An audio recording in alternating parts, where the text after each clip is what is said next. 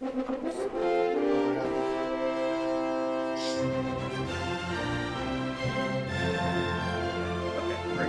there. Get the signal. Okay.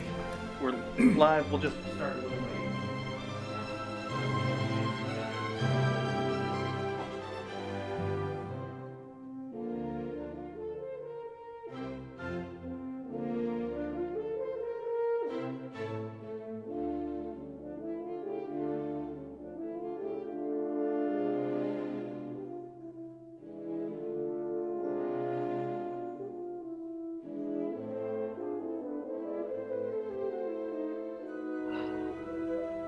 Hello, everybody. Hello, and welcome to Tim Talk, or Happy Hour with Maestro Tim. In studio, I am joined with Principal Horn Andy Harris, also Dan Malloy, and joining me online is Pat Brown, all the way from Madison. I think you're there. And we have Will Eisenberg from Minneapolis. We also, I love Peter Kortenkamp. He's ready to play. He's ready to play. So welcome, everybody. I gotta tell you, it warms my heart to see you all, and it's not just the bourbon talking. It just feels so warm to see you all. So let's start with, well, Pat, what are you drinking? I'm just drinking iced tea today. Good Sorry. for you. It's the right color, though. Okay, Will, you're up. I got a nice local. It's a steel toe size 7, and I got my nice little Minneapolis Pops glass. So wrapping the summer season, which obviously did not happen. Yeah, well, you're touching Blaine's heart, who's also another beer fan as you. Okay, Dan, how about you? What's going on? I've got some kind of bourbon. Bourbon? Yep. And bourbon straight up for you too, Andy. Right. Actually, it was you, Andy, I think, who asked for a little bit of bourbon, right? I believe so. Yeah. So Dan actually thought it was quite a good idea. Yeah, I think so. Unfortunately, we can't endorse any particular brands, but you are, Andy, a fan of a local brand, aren't you? So everybody who's in the local viewing public, you know what we're talking about. So, hashtag worst period year period ever exclamation point backslash turd emoji turd emoji turd emoji. It's been a tough year, so let's sound off. I hope everybody's doing well. Not only the pandemic, but the derecho. And Pat, let's start with you, because offline we were talking about a cabin that's being threatened by fire. What's going on there? Yeah, my dad's cabin in Colorado is very near the Cameron Peak fire, which it didn't used to be very near to it, but in the last 2 days that fire exploded to the east, and he's just barely to the north of it. So if it goes any farther north, it will be there. It's So clearly fire people are protecting all the structures, and so far we haven't heard any bad news. But I've heard that there was supposed to be snow in Colorado. Is that part of the area that you're in? yes, they got some snow overnight and all day today. The fire behavior analyst people don't think it will put out the fire, but it helps. Yeah, jeez. So they need a lot more snow than that to put it out all the way. Sure. Well, we're thinking about you, for sure. Will, anything disastrous on your end other than the pandemic? What's going on in your life? We're doing well up here. We sort of got the tip of that derecho storm. We felt a very bad storm come through, and boy, I haven't seen 80-mile-an-hour plus gusts like that here since my childhood, when there were some big storms back in the 90s. But no, we're doing well and making it work. My horn quartet has been, finding ways to make it work. We've done a fair number of concerts now where we kind of go around and do a 10-minute set on each side of a nursing home, or of a condo, where we can go and they come out on their balconies and we play up to them and they wave down to us, and then we move on to the next side, and so that's seemed to have worked sort of well. So it's nice to have at least a little bit of group performing still, because that element of playing with other people has been so nice in this age of online, which works really well for lessons and talking, but it doesn't have that synchronicity that you get from being in person and playing with someone. And Peter, you're our sharp dressed man. I mean, you're ready to go, you're ready to play, and it looks like you've got an entire chemistry set behind you. So what are you drinking here? What's going on there? It's something I invented, so I'd like to go through the recipe. It's very quick and short, and you can follow along at home if you have it. Excellent. I call it the coronavirus. So, for those of you who aren't musicians and certainly not horn players, corno is an Italian word that means horn. So, bravo, nicely done. Right. And virus is Latin for slimy liquid. So this is coming up really well.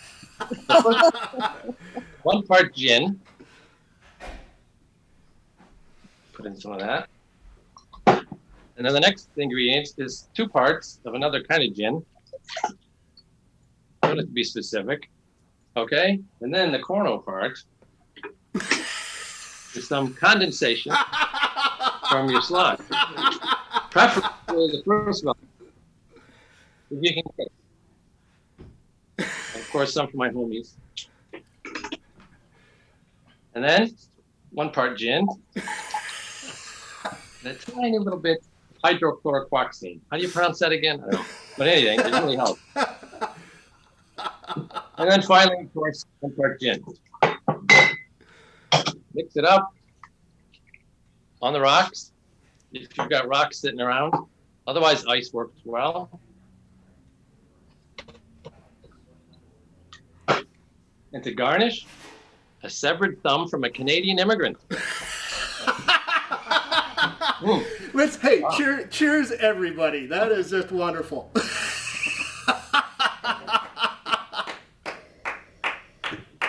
So, Peter, all joking aside, so you're in Iowa City right now. So you got hit with the derecho. Is everything okay with you and gone with your property and everything? It's okay. We lost 1 maple tree, which is not a big deal. My wife was saying, look out the window, the tree is going back and forth. And I thought, oh, come on, it's just a little storm. But the next minute, it was down. Right. So, But we're pretty lucky, actually. House and family doing just fine then? Yeah, we're just fine. Excellent. So I'm just going to continue on with the same question up in studio here. So Dan, Andy, how did you manage with the derecho? Pretty well, actually. Surprising. I was actually working at Target at the time, so all I could do was hear the wind across the roof. And, of course, the cowlings off of the HVACs as they went bouncing across. Wow. Yeah. So that was a little exciting. At home, actually, I had called Dan about 15 minutes or so before the storm hit, because I knew I had left the patio umbrella open. And so I knew he knew how to get in the backyard, so he rolled it up for me, just barely got back home when the storm hit. And the umbrella was still there whenever I came home after work. Oh, okay. What was the house? The house, actually, I lost 2 shingles. Okay. And a couple of dents from large, had an 80-foot plus birch tree on the south side of the house that 2/3 of it came down. Did not come, bounced a couple of limbs off the house and left one laying on the corner of the kitchen that didn't do any damage other than just dent the soffit and the fascia. Yeah. And run a gutter. Right. So I don't think I could have come out of it any luckier than we did as far as the Oh, house knock goes. wood. That's great. Yeah. Yep. In fact, the side of the garage that is the only part of the roof that faces the direction of the wind is the only part with absolutely no roof damage. Really? Oh, wow. So when the adjuster was looking at it, he said, I don't understand your roof. Because this should be gone. Wow. Well, here's to luck. So we really did come out with you. Although our neighbors did actually loan us their trampoline. It was in our swimming pool. And they took it back the next day, so, it seems a little disingenuous there. But a little bit of damage from that. I had about a 20-foot long branch from that birch tree in the pool as well. So it was more property damage than it was home damage for us. So. Good. Lucky. Good. Dan? Well, we came out relatively unscathed as well. We did lose a couple of trees or some kind of a Norwegian pine of some kind. Fortunately, none of them hit the house. It fell in between the house and the garage. And so the 2 farthest away from the house we had to take all out because of the damage. In typical Iowan fashion, I was looking out the front window at all the trees waving around and stuff, and all of a sudden this branch comes racing towards the house, and the only thing that saved our window, I think, was the lamp post in the front yard. So that kind of stopped the momentum of the big branch coming towards the house. Good. But yeah, like Andy said, a couple of shingles here and there. The chimney cap, I think, is in our front yard now. But we also lost our inflatable pool. We thought it ended up in Mount Vernon. But we were going on a walk several days later, and we walked by the house up the alley, and we go, oh, that kind of looks like our pool, but the wind was pretty strong. And so a couple of days later, we thought, well, why don't we go take a look? And so we walked in there, and we knew there were 3 patches up here and 1 patch over here, and sure enough, that was our pool, 3 houses away. So, Oh, 3, that's not too bad. not too bad. Not too bad. But yeah, all in all, I think we came out pretty good, considering. Jen Hartman's online. She works with the orchestra, and she was hit pretty bad. Her car was crushed, and there's a bunch of property damage. So we're thinking about you, Jen. Your colleagues, Jen Way, saying hello. So is Jeanette Welch, sort of Blaine. So God bless you for tuning in. So let's actually get back to a little bit of that's one. We just covered the derecho. That's just just one of our problems. Now the pandemic here. Just offline. I think maybe it was Dan. You and I were talking about. I think a lot of people who don't play an instrument don't understand what's necessary to stay in shape. Yeah. So it's typical over the summer that not everybody practices that much, but now we've got this really long stretch here. So I'm gonna ask everybody on our panel here. What are you doing to stay in shape, if at all? Dan, let's start with you. Okay. Well, I'm not playing my horn as much as usual. I am playing a little bit. I'm doing sort of a new warm-up routine, I guess, that I discovered. Andrew Bain, the principal horn of Los Angeles, has been doing this free online warm-up session Monday mornings. Oh, good. So I've sort of incorporated some of his stuff into my own playing. But since we didn't have the municipal band this summer, Right. I thought, well, I still want to play my horn with people at a socially distanced way. Right. And so at the end of June, I think I contacted a lot of the horn players in the band, as well as some former students. Right. And we had 8. Right. And so that led to playing octets. Sure. I went up to Tom Treadle, my former teacher in Cedar Falls, and got some music from him. And I had a few pieces, and Andy had a few pieces. And we got together, and I think our first rehearsal was at Co in Sinclair, socially distanced. And then we thought, well, the weather's really nice outside, and so we decided to rehearse at Beaver Park. One of their I think we got a pavilions. picture of that. Yeah. Yeah. Quite possibly, Yeah. yeah. And Yeah. so we rehearsed there for a few weeks, and actually had a really nice article in the Gazette. Yep. That's the one. Yep. And did a little performance at Xavier before the derecho, and we've still been sort of playing a little bit. We the 29th, I think there was a front porch concert.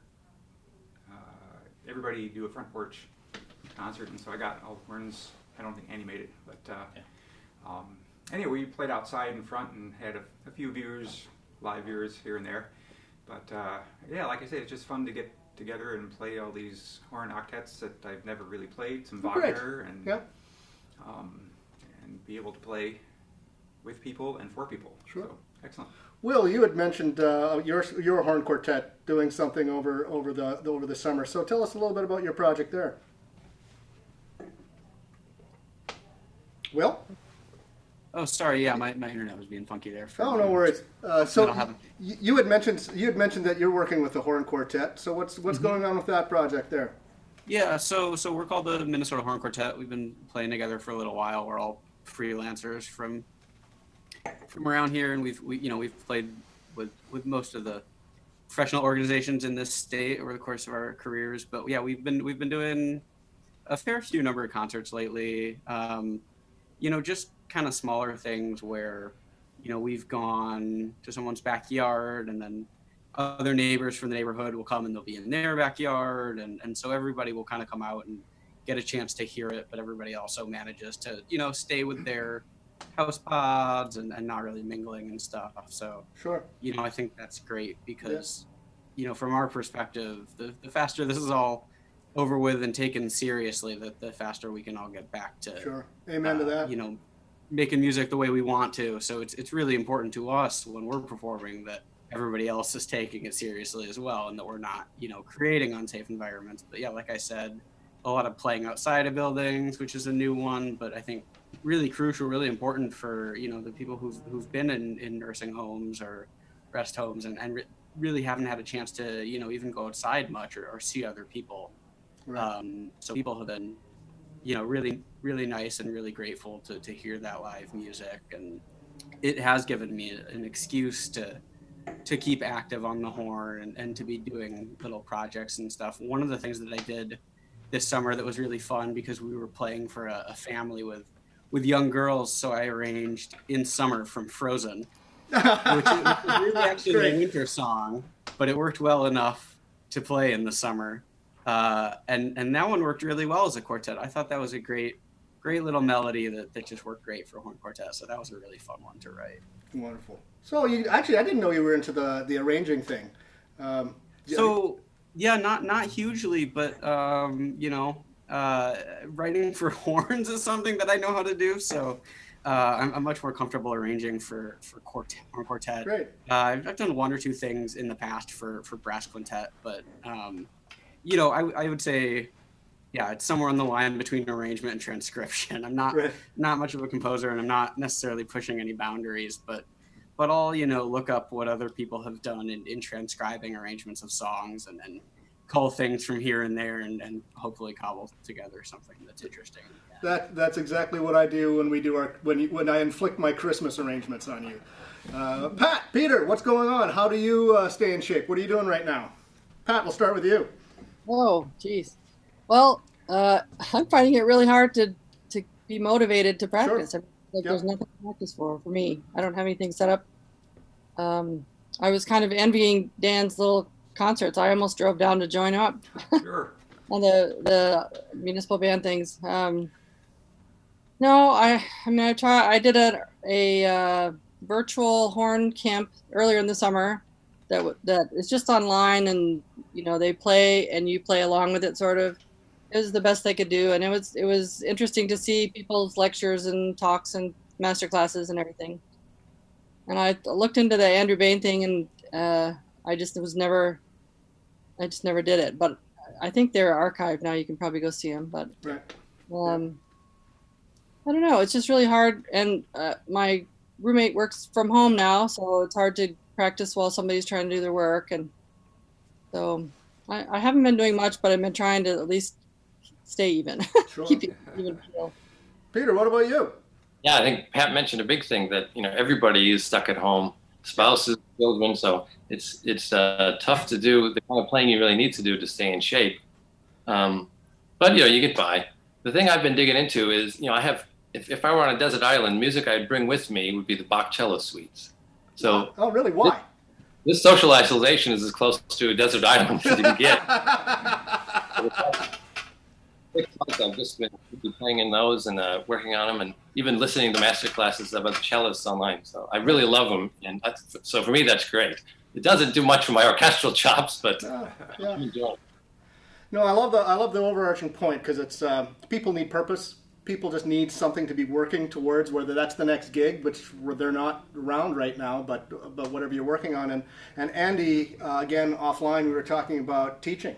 When we were getting set up, by the way, everybody who's watching this, props go out to Darren and Ed Carr, because if this looks like it's simple and straightforward, trust me, it is not. The entanglement of chords here, just so that we can hear each other without having weird delays and feedback and stuff like that, this is really something. So while we were setting up, Andy and I were talking about teaching, and you were telling me that there's certain earphones you can and cannot use or should not use when you're teaching. Well, not necessarily should or shouldn't. It's just I've seen a lot of feedback on online. Everybody's really promoting headphones. Some of these that have pretty what they call open back headphones. Sure. So that mask less of the external sound. But these aren't a whole lot different than wearing a regular headphone for me as far as that sound quality goes. And when you're playing horn, when you take the ears out of the equation, all you get is bone conduction. Mm-hmm. And it's like singing with a cold. Mm-hmm. Yeah. Nothing sounds or feels right, and that's what these feel like. So what I've been doing, I've been teaching either with, either suffering with a little bit of echo using these speakers, which I think is what Dan does most of the time, and I've used some Bluetooth headphones, or earbuds. Little disadvantage there is there's a, maybe a fifth of a second delay, because you're after waiting for the broadcast basically from your device to the headphones. Right. And the microphone I have actually has a jack for headphones on it. The disadvantage there is microphone needs to be this far away, Right. and the cord's this long. Right. Yeah. So it's a matter of how uncomfortable do I want to be right now. Yeah. So we've identified one of the many inconveniences of teaching, private teaching. You've already mentioned the microphone issue and the sound issue. What are some of the other things that just like grate your teeth just to make things happen? Being able to see this much of a student. Ah, okay, that's great. So why? I like to actually watch my students breathe. Yeah. I mean, it's critical to what we do. Yeah. And if I can't see how much movement's actually going on for this whole process of breathing, it takes away one of the biggest tools I have to work with. Right. Right. I mean, I think that would surprise a lot of lay people. They don't understand that the engine is down here. Right. What about you? What are some of the frustrations, Dan, that you have about teaching privately and in this era? Yeah, a lot of what Andy said. Being able to see, I think, is one of the main things, especially for the younger kids who are just getting their embouchures set and Right. where the mouthpiece needs to go. And especially if they have a not so good internet connection, things can be fuzzy and laggy, and Right. you can't see exactly what you need to see. Right. So that's kind of hard in that respect. For the three of you who are dialing in, are you all teaching as well, or? Oh yeah. Yep. Yep. Why don't you jump in, Peter? What's some of your frustrations about doing this remotely? Well, the biggest thing about horn is you got to get the kid to develop the sound.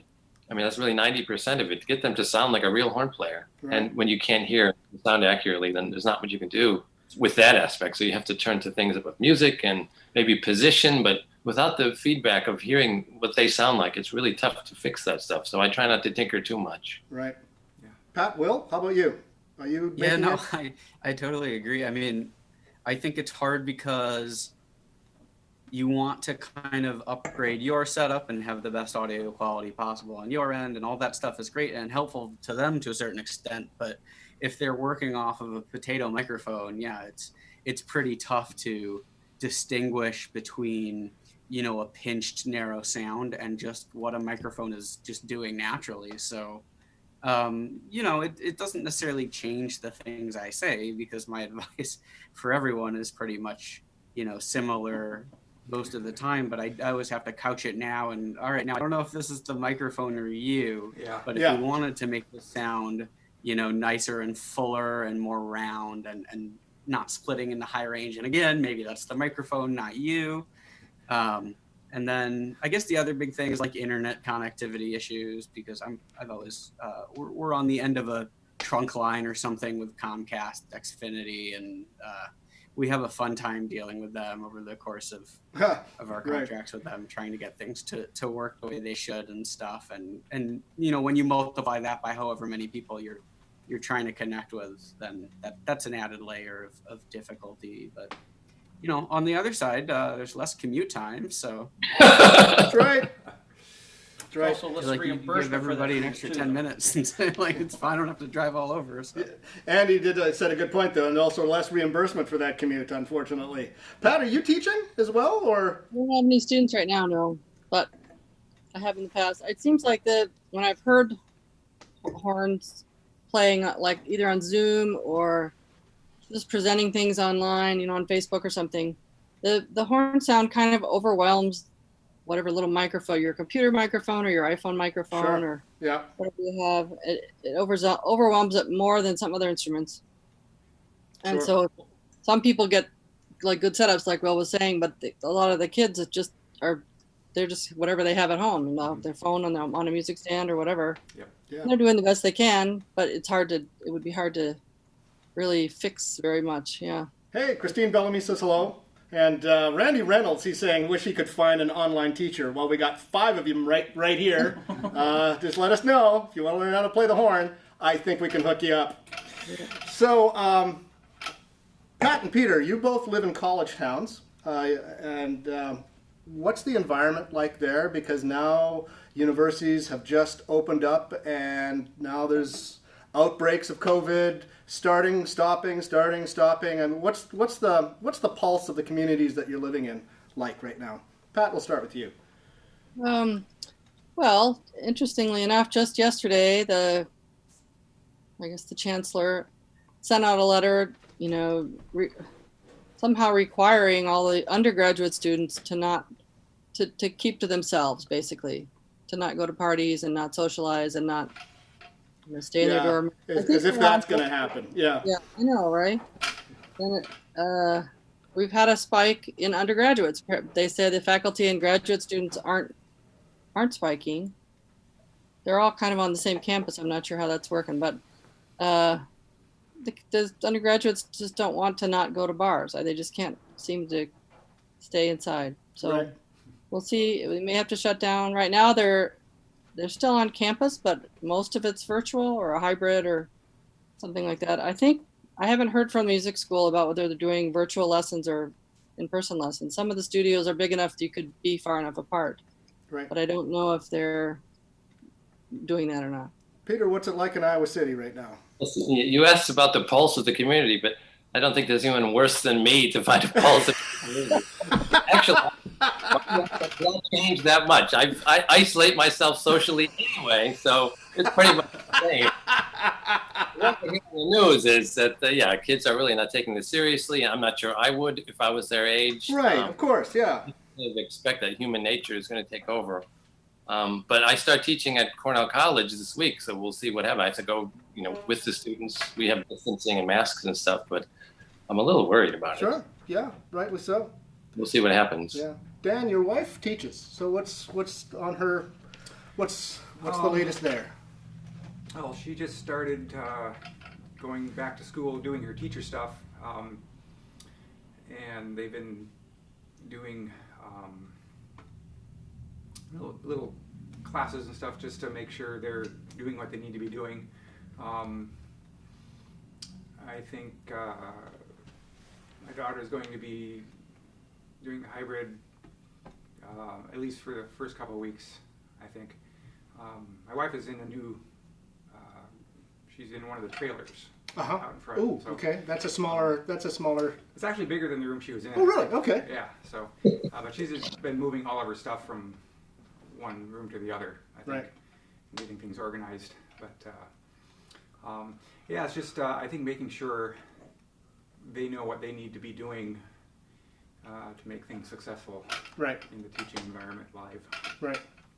Well, we're coming up to a half an hour, but what I really want to get out to our listening audience, especially, I'm just thrilled that so many of our musicians are logging in to say hello. But those of you who are just our supporters and our fans, I want them to hear from you what this pandemic has done for you and your livelihood and the difficulties it's put you in. And I think it's really important that they actually hear straight from the source. I mean, it's one thing to read newspaper articles. It's one thing to have to listen to me drone on about it. But nothing has affected the music.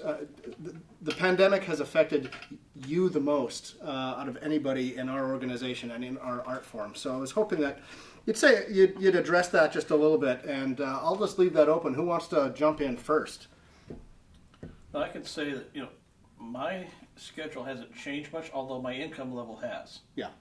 Because it's probably 50 to 70% of my income has come from performing generally. Yeah. That's gone. Right. I have managed to come up with about $400 so far, Right. and I'll come up with another $200 performing in a couple of weeks with the brass quintet with the municipal band again. Right. Yeah. But that's a long way from doing full concert sets. Right. So that's a huge difference there. One of the things that's been consistent, though, like I said, I also work at a large big box retailer. My hours haven't really changed much. I've gone up a little bit, but not enough to make up that kind of difference. And my wife works at a daycare center, so we've both been essentials the entire time. Right. So we've always, at Target, I've just been, okay, hi, how can I help you? Are you the person who's bringing the virus to me today? Yeah, talk about the feeling of safety. I mean, Target is a very sorry, I let that out of the bag. I did. But it's a large retail store. You're talking about a lot of traffic, a lot of volume. Yeah. Fortunately, there's a lot of turn of the air, and you're not having long conversations with people. Right. Where at the teaching environment, if I were more at my one of my college jobs, I'd be 12 feet away from the student, but the room's 15 by 8. Right. That air might turn once every 2 hours. Right. Which means I can't, if I were to teach face-to-face, I can't do that without at least a half hour to 45-minute block. It should be actually an hour-long block between students. If you've got 10 students, Right. how do you fit that into a day? Yeah. Actually, let me interrupt my question that I just gave to everybody, because now you just brought up something that tweaked up. Aerosols. You guys are wind instruments. I mean, what kind of research or anything is out there, or is it still you just don't know and it's just risky because you're dealing with a lot of moving air? Peter, you want to take that one at all? Well, yeah. I mean, people have come up with different things to sort of mask that, putting something on the end of the bell. But of course, horn players need to have access to their bell. So I don't know. Research is really tough in science. Usually, it takes decades of Right. study Yeah. and replicated, and it's really hard to know whether what they're finding out now is actually the case or not, because it just doesn't move that fast. So I think you just have to use common sense and try and be as safe as possible. Right. But yeah, as a wind player, and I have these masks you can use with a mouthpiece. You cut a slit, but I haven't actually tried any of those. Yeah. Right. So it's just easier to cut out the wind players and have string orchestras. Yeah, well, believe it or not, behind the scenes, as we were trying to unknot this problem. I mean, that was one of the issues that we were looking at: is do we do just string ensemble, or do we have winds in there somehow? I mean, it's a real thorny issue. Anyway, getting back to the original question, though, what has this pandemic done in terms of your own livelihood and your own existence? Personally, I worry about the future more than the present. It just seems like if a recession follows and it's as bad as it's going to be, then these regional orchestras are going to really suffer. Yeah. So I worry about just having a livelihood in the next year or two. Right. And after that. Yeah. Will, what's on your mind about this? Yeah, I mean, I'll echo all those sentiments. I think, personally for me, I don't have a full-time job in the sense of the word anywhere, and everything that I do is very tenuous and freelance, and so in a lot of cases it's as though I have not been laid off in any sense from anywhere, but my hours have disappeared from a lot of different places. And yeah, you sort of when you're a freelancer, you kind of exist on the fringes of stuff, and any sort of upheaval like this sort of means that the top end. So in Minnesota, the Minnesota Orchestra is going to find ways to make it, but maybe those people are now looking for more freelance work than they were in the past, or Right. Maybe those freelance jobs don't even exist because they're not going to hire an orchestra this year for whatever one-off thing that they would normally do. So it's tough. It's sort of like the gigs that we've had have been the gigs that we've sort of created through force of will for the most part.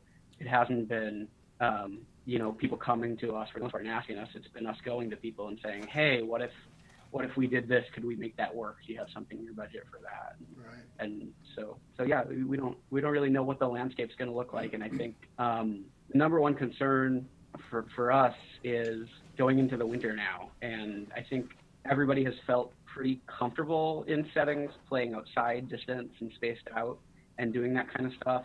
But kind of the outside-inside line has been the dividing line, sort of for me in my day-to-day life, in deciding what's safe and what's a risk that I'd rather not take. So when things are outside or when things involve, going in and out of the building in 5 minutes, then, everybody feels pretty good about that. But when it's going to be freezing out and you have to go inside to do anything, that's going to change things. And I don't think